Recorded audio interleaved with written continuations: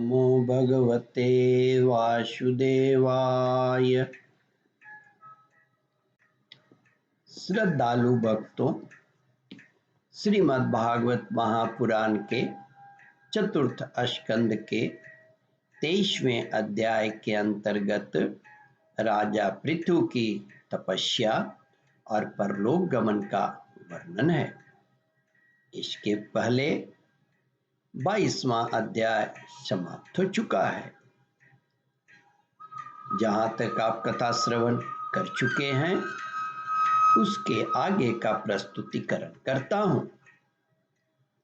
श्री मैत्रेय जी कहते हैं, विदुर जी, इस प्रकार महामनस्वी प्रजापति पृथु ने स्वयमेव अनादि तथा पूर्वग्रमादि सर्ग की व्यवस्था करके अस्थावर जंगम सभी की आजीविका का सुविधा कर दिया।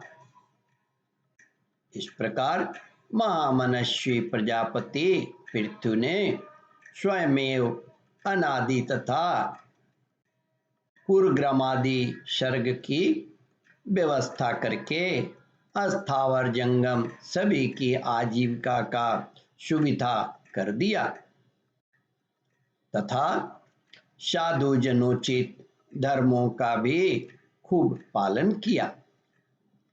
मेरी अवस्था कुछ ढल गई है और जिसके लिए मैंने इस लोक में जन्म लिया था उस प्रजा रक्षा रूप ईश्वर ज्ञान का पालन भी हो चुका है। अतः अब मुझे अंतिम पुरुषार्थ मोक्ष के लिए प्रयत्न करना चाहिए।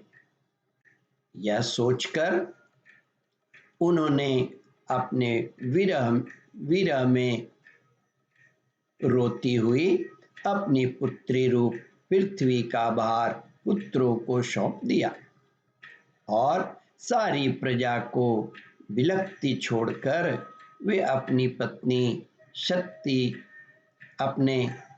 पत्नी सहित अकेले ही तपोवन को चले गए। श्री मैत्रेय जी कहते हैं, विदुर जी, वहां भी वे वानप्रस्थ आश्रम के नियमानुसार उसी प्रकार कठोर तपस्या में लग गए जैसे पहले गृहस्थाश्रम में अखंड व्रत पूर्वक पृथ्वी को विजय करने में लगे थे।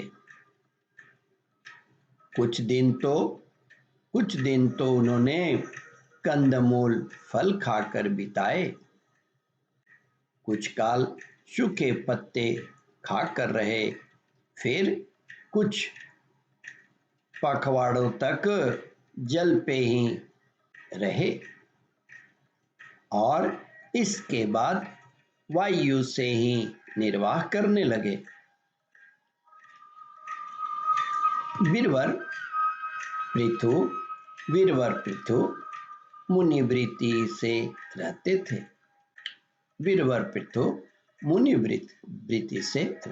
थे। गर्मियों में उन्होंने पंचाग्नि का सेवन किया। वर्षा ऋतु में खुले मैदान में रहकर अपने शरीर पर जल की धाराएं सही और जाड़े में गले तक जल में खड़े रहे। वे प्रतिदिन मिट्टी की वेदी पर ही शयन करते थे। उन्होंने शीतोष्णादि सब प्रकार के द्वंद्वों को सहा तथा वाणी और मन का संयम करके ब्रह्मचर्य का पालन करते हुए प्राणों को अपने अधीन किया। इस प्रकार श्री कृष्ण की आराधना करने के लिए उन्होंने उत्तम तप किया। इस क्रम से उनकी तपस्या बहुत पुष्ट हो गई और उसके प्रभाव से कर्मफल नष्ट हो जाने के कारण उनके चित्त सर्वथा शुद्ध हो गए। प्राणायामों के द्वारा मन और इंद्रियों के निरोध हो जाने से उनका वासना जनित बंधन भी कट गया। तब भगवान सनत कुमार ने उन्हें जिस परमोत्कृष्ट अध्यात्म योग की शिक्षा दी थी उसी के अनुसार राजा पृथु पुरुषोत्तम श्री हरि की आराधना करने लगे।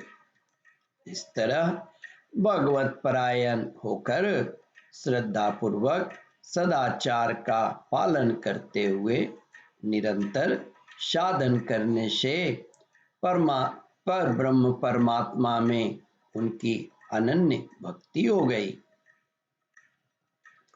ओम परमात्मने नमः। श्रद्धालु भक्तों, इस कथा को ध्यान पूर्वक श्रवण मनन और इसका चिंतन करें। इस कथामृत का रसास्वादन अपने बंधु बांधवों को भी करावें। इस वीडियो को शेयर और सब्सक्राइब करें। ओम परमात्मने नमः।